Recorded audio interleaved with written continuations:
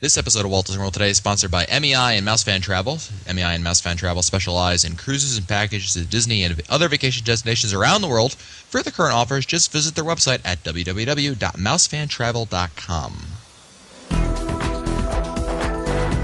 This is Walt Disney World Today. Give us 5 minutes and we'll give you the world. It's Wednesday, June 13th, 2007, and this is episode 269 of Walt Disney World Today. I'm Matt Hatchberg from mgmstudios.org. That's mgmstudios.org. On the show today, it's Mike Newell of Mouse World Radio. Welcome, Mike. Have you seen Junior's grades? That's a Van Halen reference. Come on. Oh, okay. No, Len's got to do it. You know, Len, if you're listening, you got to come back. He's yelling at the iPod. Oh, I should be on this show. Oh, wait, I should be. Oh, that's right. Also on the show is Mike Scopa of MousePlanet.com. Welcome, Mike. I'd like to know how HQ picked you for this job, Truesdale. With a dartboard? Oh, that would be Cranium Command. Absolutely. Oh, what a great attraction. Yep. And on the show today, to help replace the rut that's left by Len, it's Deb Wills of All Ears Net. Welcome, Deb. Hola, ¿cómo está? Muy bien. Estoy bien, gracias. ¿Y usted? Muy bien. Bueno. Steve Medina is just loving this up right now. Well, it's Wednesday. We're answering listener questions, and the first is actually a kind of a comment, I guess. It comes from Ray Kastner of Delafield, Wisconsin, who writes, this got brought up on the June 3rd live show, and hopefully you'll get this on the air prior to when it happens. According to a supervisor that we spoke with on June 4th, dinner packages should be available at the end of the week for Candlelight Processional. That's June 4th through 8th, 2007. So Candlelight Processional, the dinner package should be out tonight. If you recall in the live show that we had in June, someone called in and asked about that. So we appreciate that helpful information, Ray. Next email is from Major Bill Fox, who writes, guys, I'm a faithful listener and always look forward to your podcast. Also, I'm in the Air Force and currently deployed to the desert in support of Operations Iraqi and Enduring Freedom. This is where my problem lies. The Air Force has blocked all access to downloadable media. Normally I get my updates through iTunes, but iTunes along with your website is blocked. Is there any way to get the podcasts? I have been out here for 40 days and have about another 90 days to go, and I'm seriously missing my Walt Disney World updates. Maybe you guys can answer this before I return to the United States in September. Thanks for any help. Would he be able to get the podcast by going to the myspace.com/wwtoday? Yeah, I was just going to recommend Scope with that he visit. There's a number of pages that kind of quote unquote syndicate our content. The MySpace page plays it. If you go to sites like Odeo.com or Podnova.com, these are all sites that play our content. They're just different conduits for getting it. That'd be my suggestion. Our site too streams it. Yeah, he says iTunes along with your website is blocked. So I'm not sure if I'm flattered that the Air Force is blocking our specific website. But I think maybe iTunes. So you might want to check, the website directly, like Newell meant. But I would try Googling the podcast. You'll find a number of different places where you can get it, and one of them's got to have it. Well, wait a minute now. We're giving him advice on a medium that he can't download, so we need to get this information to him via email, I guess. Yeah, that's right. He's not going to get this. How is he going to get this answered at this email? It's a good point. Yeah. I'll email. I assume his email still works. So I'll send him an email and convey that information to him. But for anyone who like Len has their employer block their internet access, there are many ways around that. Hint, hint. Next email is from Eric from Connecticut, a.k.a. Mercury Waxing, who writes, greetings from Connecticut. I have a word about the delicacy called fried dough pizza. Fried dough pizza is not made using the sweet funnel cake dough. It's created using a variant of dough that is made onto a small disc, about half an inch thick, and fried for about 30 minutes to a minute on each side in boiling oil. Just one is enough to make you full for the good 2 hours. Must be a monumental amount of grease that gets sucked into the dough when it's fried. Marinara sauce, preferable lots of marinara sauce, and grated cheese are put on top of it. Some people like it with sugar. A good deal of fried dough is sloppy and almost impossible to eat without getting sauce everywhere. You really can't eat it while walking, but it's fun to try. If you ever make it to Connecticut, I'll treat you to some fried dough pizza. As of now, it hasn't appeared to make its way outside the Northeast. By the time you read this in 2027, maybe it'll be as ubiquitous as shaved ice. So thanks for Eric for help clearing that up. Next email might actually be a question, and it's from Roger from Sebago, Maine, who writes, "Hi folks, thanks for doing the shows. I love them. It's my favorite podcast. The show just gets get better and better. The interaction between the four of you is just great. Keep up the great work." Thank Matt, you. I heard your voice on Lou's insert Lou over and over here. Can we get a Deb Wills Lou? You just did. Oh, Lou. Oh my goodness. That's going to get us an explicit content rating. I'm gonna have to capture that. Anyway, I heard Matt. I heard your piece about Lou's Walt Disney World Radio podcast about all the backstories behind things at the studios. It got me thinking. What would you recommend for books and/or websites as good sources for someone to use is to learn more about the Disney park backstories? I'd really like to read up about this before our September trip down to Scopa Towers. Deb, do you have any? I mean, one that comes to mind is a website like doombuggies.com. Yeah, Doom Buggies. I was thinking of the Imagineering books, those small pocket books that the Imagineers have done for Magic Kingdom and Epcot. I don't think there's one for the studios yet, and Animal Kingdom is either out now or about to be out. Yeah, those are the field guides, Right. Imagineering guides. Yep. Yeah, those are great resources. DeadmanTellNoTales.com, isn't that? Yeah, tellnotales.com. Yep. Tellnotales.com. Yep, that's another good website. Another Waltopia.com. Let's move on to the next email, and that comes from Henry, who writes, "Aloha, guys. I really love the show. I love the bantering among you guys. I was wondering if you can help me. I've taken my family to Walt Disney World in December, from the December 9th through the 16th to help celebrate our 20th wedding anniversary. We're staying at Saratoga Springs, and we're Disney Vacation Club members. I've got a 2-bedroom and a 1 studio for 6 adults, 2 kids, and 1 infant. I was thinking about getting the Disney dining plan since I'm paying for the food and accommodations. Is it better to go this way or pay as we go? Mahalau, Hawaiian Mickey, Laguna Hills, California." Wait a minute. What is it? Is it better to do the Disney dining plan? I thought he said Disney experience. Okay, Disney dining plan. They have a 1-bedroom or a 2-bedroom? I've got a 2-bedroom and a 1-bedroom studio. So he's got 2 rooms at Saratoga Springs. Well, he's got a huge kitchen, and typically people who stay in the 1 or 2 bedrooms or the grand villas usually have continental breakfast, maybe sometimes a hot breakfast. So that's one meal that they probably wouldn't use on the dining plan. That's going to leave them lunch and dinner. I guess it depends how much they eat, how many full meals they want. The other nice thing about the Disney Vacation Club resorts is you have a full-size refrigerator, so you can get snacks and things in there. It's easy to go back and forth. They may end up not using all their coupons. They may end up using just their table service and maybe not their quick service coupons. So it's like you said, Deb. It depends upon how much they eat, how much time they want to spend eating. Right, correct. Things like that. It's one of those questions that's really hard to answer because it's really dependent upon the individual and the individual traveling party. Absolutely. And their eating habits. Yeah, and like Deb said, if you're going to get a room that has a really, a full kitchen in it, you definitely want to take advantage of that and not just, have it be somewhere where you put stuff on. I mean, you really want to, get your money's worth, quote unquote. And I guess I'd be leaning towards pay as you go, but you just need to, like Scopa said, evaluate your own dining habits and see, where you land. Next email's from... Who's this email from? Oh, Bob Havorka of Antioch, Illinois, who writes, "Hi, Matt, Mike, and Len. Thanks for the information during our conversation on the live show last week. You guys always sound like you have so much fun doing the show. It really makes it really enjoyable to listen to. I've been listening to some of my favorite old shows recently, and I was listening to episode 99 last night, the one about the decadent desserts. I really like that show because it talks about the favorite foods. Can you say frozen cappuccino gelato? Any thoughts of an update show or any new food favorites?" Well, Deb, since you weren't on that show, what are some of your favorite desserts that you go to at Walt Disney World that you really have to have almost on any trip? Those I know one. Actually, since I just got off the cruise ship, I have to say that the Palo, the fine dining adult-only restaurant on the cruise ships, has probably the best chocolate souffle I have ever had, ever.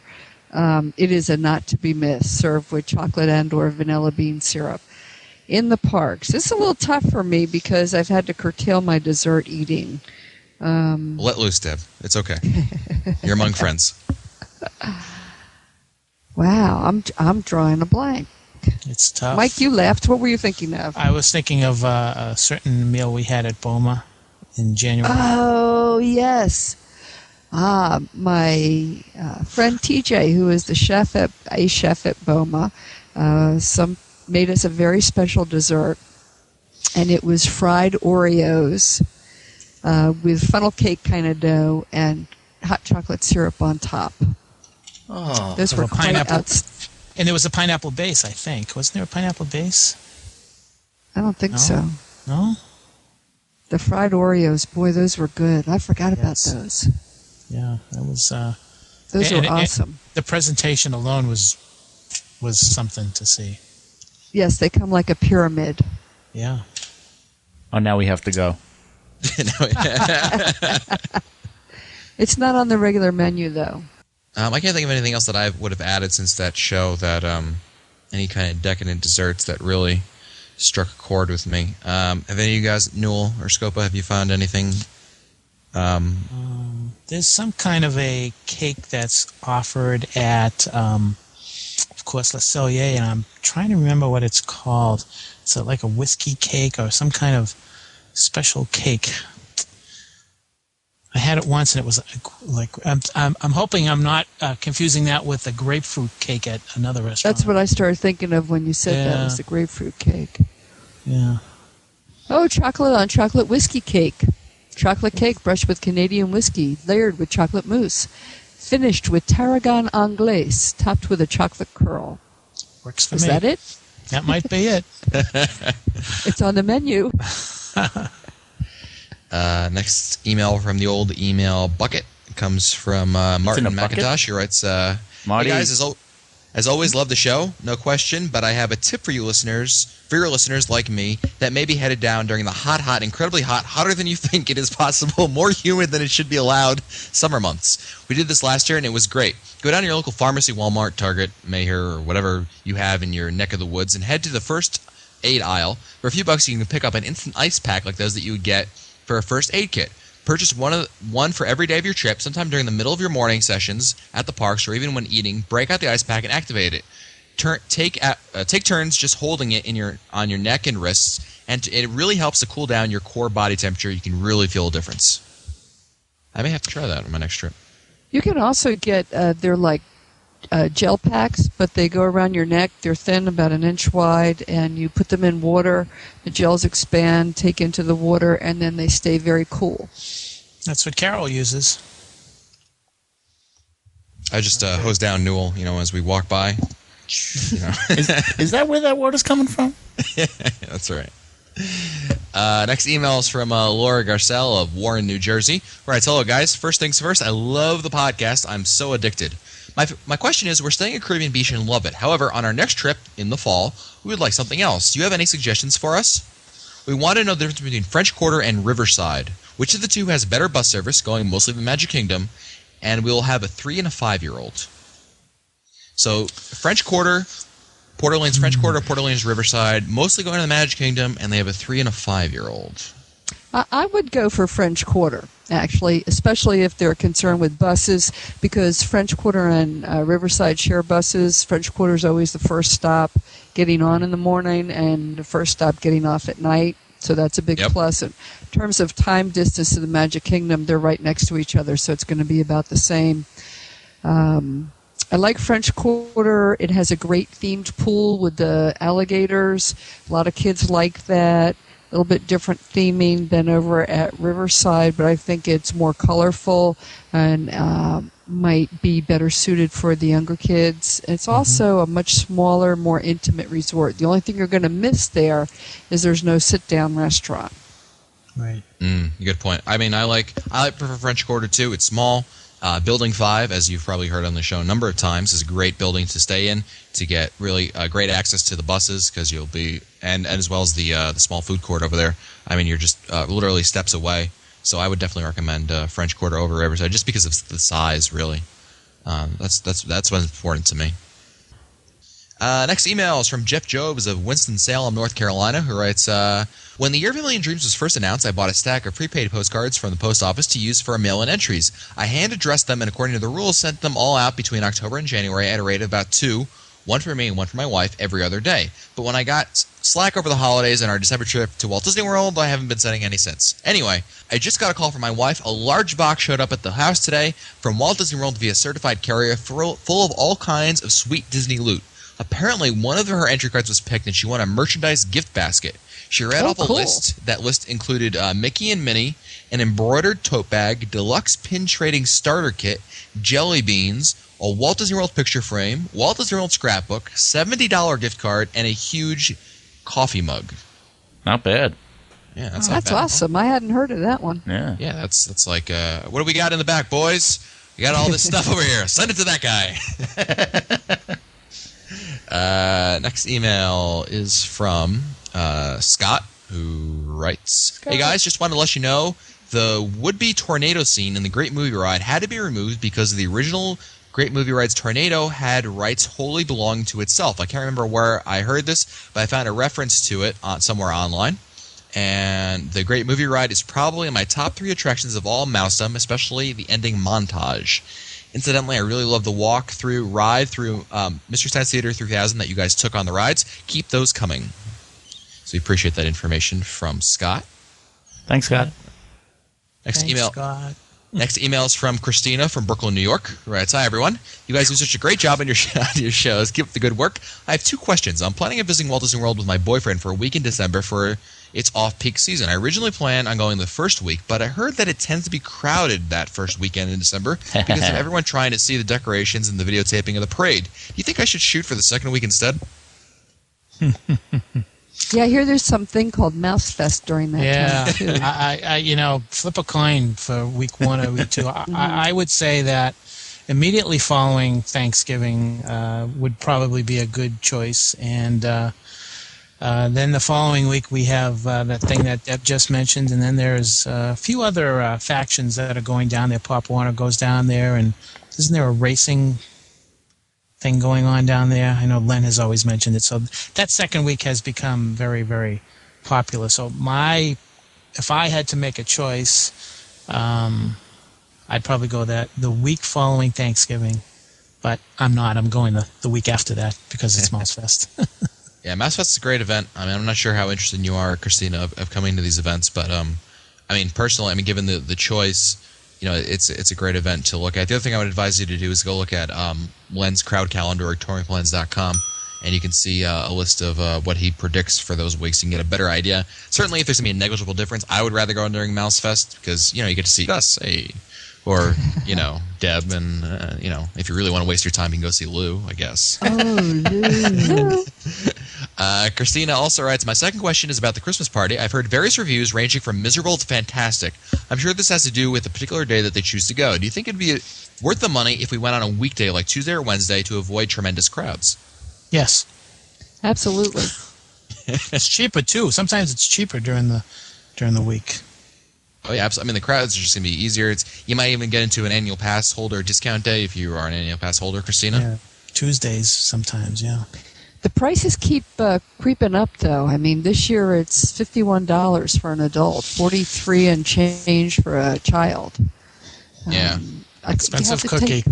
It is. You have to take a look at what it is you want to get out of the party.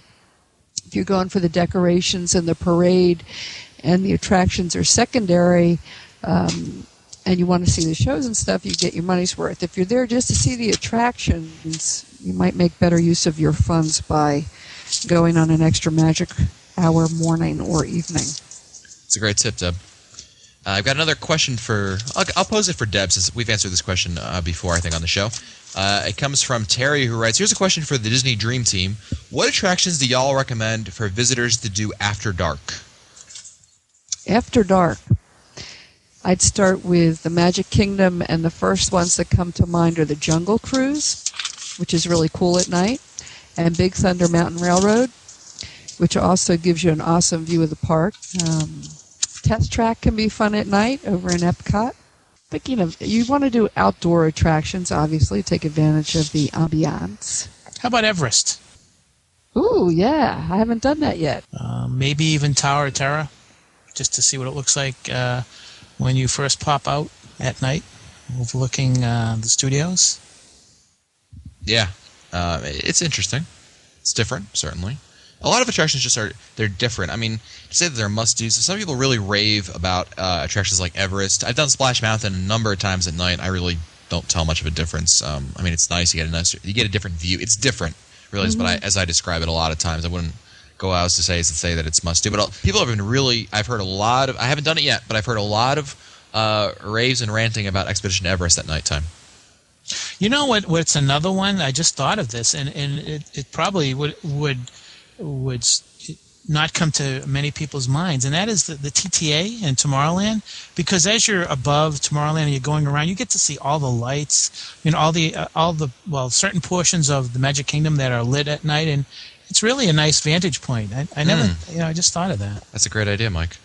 I've done it. It is true. I've done it a number of times, and I love doing it. It's a great nightcap. Something you've done a long day in the parks. You go on the TTA, but it is. You're right, Mike. It gives you a great view, especially during the holidays. You really get a great view of some of the decorations that they have at the park. It's really nice. Oh, also taking the monorail from the Ticket and Transportation Center into Epcot, because you get to go around a number of the Future World pavilions. Yeah. That's kind of cool too. Tip. Next email is from John from Minnesota, who writes, "Hey guys, I did not hear it mentioned on your podcast, so I do not know if I am stating the obvious or this is something that's been missed by a lot of people. Do you know all of the movie trailers shown in the queue are only for the movies referenced in the Great Movie Ride?" Well, I noticed it. I don't know about the rest of you, but I won't speak for myself. Show off. Show off. Yeah. Next email. Next email's from. What is the next email from? Oh, it's from Mike from Chicago, who writes, "Hey guys, just curious if you've heard rumors Mike. of the Disney MGM Studios hosting a Halloween party with Jack Sparrow as the host this year. I've read about this this would be Disney's answer to Universal Halloween Horror Nights. With all the talk of the Haunted Mansion refurb possibly getting the Nightmare Before Christmas overlay, is there any truth to the MGM Studios Nightmare Before Christmas Halloween party catered to a more adult crowd?" My guess is that if that was going to happen, we probably would have heard of something by now. Yeah, I'd agree with I think that. so too. For this year, anyways. This rumor is ever so quickly sliding into the seeing is believing category, along with a number of other rumors, usually headlined by the monorail will be expanded to my house rumor. Wherever the monorail's gonna be expanded to, that category of rumors is really where it's going to. Unfortunately, I mean, it's a nice idea, but Villain Park, you name it. Yeah. every year we hear about it, and every year we don't see anything. So, next email is from Janny of Taylorsville, Utah, who writes, "Hi guys, enjoy the show, and I have a question about a Christmas time trip to the world. My husband and I..." Wow, these are almost Christmas emails for some reason. "My husband and I want to make a quick trip this November or December to see all the holiday stuff. My question is, in your opinion, what is the least number of days needed to see all of the holiday stuff, and when is the best time to do all of this? Wow. We've been to Walt Disney World 10 times. It wouldn't need to take time to see or do any of the normal stuff." I think a lot depends if they're going to go resort hopping, because just the transportation between resorts will take time, and some of them have really nice displays. Yeah. Well, we're going to answer Janie's question in a second. Janie also wants to know, Deb, as far as the resorts go, what is your favorite resort in regards to Christmas? Ooh. Wow, that's tough. Mine, That is tough. I like I love the decorations at Boardwalk. They have the little gingerbread house, I guess, and the train going around, and they have they hide about, I don't know, I want to say it's somewhere between 10 and 20 hidden Mickeys over there. It's really fantastic. I really enjoy it. That's my pick. Wow. It is fun. The Grand Floridian, of course, is magnificent lobby with those ultra-high ceilings, and the tree, and their life-size gingerbread house is really fun. And the moderates have really nice displays, too, and they seem to change more often. But a nice little subtle decorations. I think they're all worth seeing. Wilderness Lodge is awesome. You wouldn't want to miss that. I'm not sure I'd miss any of the resorts. They all offer something unique and different. I agree. I think that depending upon what you're looking for, I think that the tree in the Animal Kingdom Lodge is just. You can just sit in that lobby and just look at that tree because it's the decorations are very subtle and they're very warm and they're very comforting. And then you go to Pop Century and they have huge Christmas trees in the lobby and they're very very pop culture-ish. And then you go to, like you said, Deb, the Grand Floridian. They have this beautiful white tree or a beige tree or whatever. And then you've got the life-size gingerbread house. I mean, there's so many different tastes out there. I mean, you actually would have to dedicate almost a whole day to visiting the resorts. Yeah. You know what, Deb? I think one resort that stands out to me, and I'm sure you'll back me up on this, is at the I can't remember if it was the Swan or Dolphin, but they had an amazing Christmas tree last year. I remember seeing it at Mouse Fest. I was walking out and It's the Dolphin. It's the Dolphin. Yeah. Yeah. Is that the one with the train going around it, Matt? Yeah, it was huge. I'm not sure they had the train last year since they did the renovations in the lobby. And instead of the red poinsettia, I believe it's white now. Yeah. I think you're right, Deb. Yeah. But just gorgeous. So, Scopa, And then go ahead, Deb. I was just thinking about sitting in the rocking chair with the fireplace blazing at Wilderness Lodge looking at all the Christmas decorations. Yeah. So, Scopa, if you had to answer Jani's first question, how many days would you dedicate? Well, I'm going to need help on this, but let's start off with the Magic Kingdom. Obviously, the first thing is Mickey's Very Merry Christmas Party, so that's 1 day for that, or 1 evening. I think the biggest chunk of time would have to be devoted to Epcot because you've got holidays around the world, you've got the candlelight processional, you've got the Christmas tree lighting, you've got the lights of winter. Yep. So that could be at least a 2-day kind of a thing. I'm not Absolutely. sure if you could do them all in 1 day and really take them in as you should. And then you move over to MGM Studios, and then you have the Osborne lights. If you go over to, and then there are the Christmas parades in every park except for Epcot. You go over to the Animal Kingdom, and there's the Jam and Jungle Christmas parade, I guess. So I'm and the guessing, characters are all dressed up in Santa Goofy, and they all have their winter gear on over there. Yeah, that's true. I'm going to say, boy, if I had to, I would say to play it safe, I would probably say minimum of 5.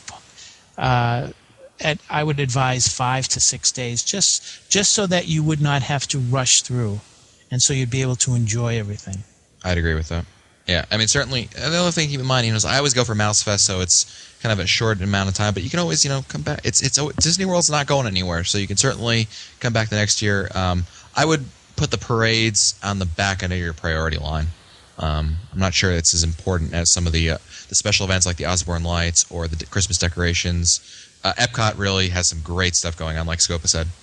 That's really what I would focus on.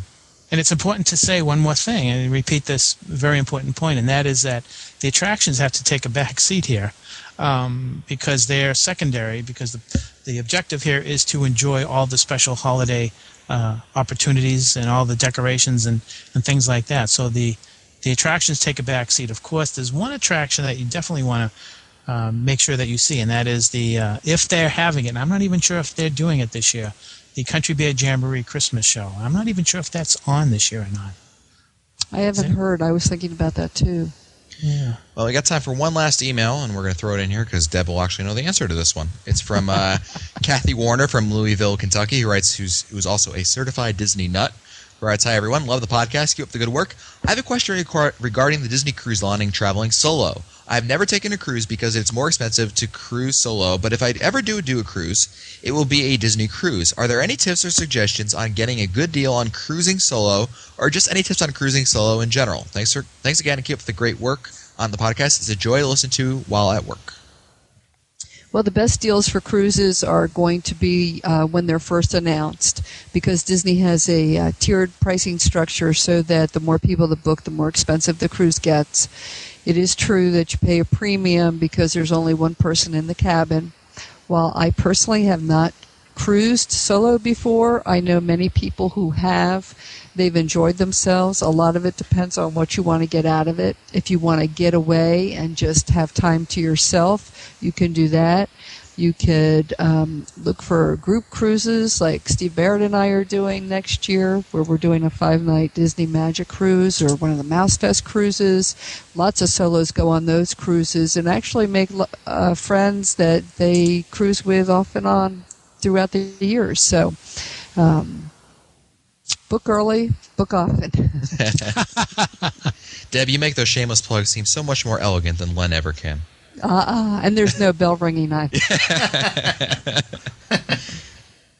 Well, that's it for us today. Again, this episode of Walt Disney World Today has been sponsored by MEI and Mouse Fan Travel, who specialize in cruises and packages to Walt Disney World and other vacation destinations around the world. So if you want to see their current offers, you can go to their website at www.mousefantravel.com and tell Annette that we sent you, because Annette loves us and can't get enough of us. She says that. It's on the website somewhere. That's it for us today. If you want to find our older episodes, read our show notes, or send us your comments, you can visit the Walt Disney World Today website at www.wdwtoday.com. You can also email us at questions@wdwtoday.com. For Len Testa, Mike Scopa, Mike Newell, and Deb Wells, I'm Matt Hodgeberg. We'll see you on the next show. Oh, Lou. 218 representatives and 51 senators are needed to pass a new, fair Internet radio music royalty rate. Help convince them. Let them hear your voice on their phone. Call your congressmen and senators. Tell them co-sponsor the Internet Radio Equality Act. Find their names at SaveNetRadio.org.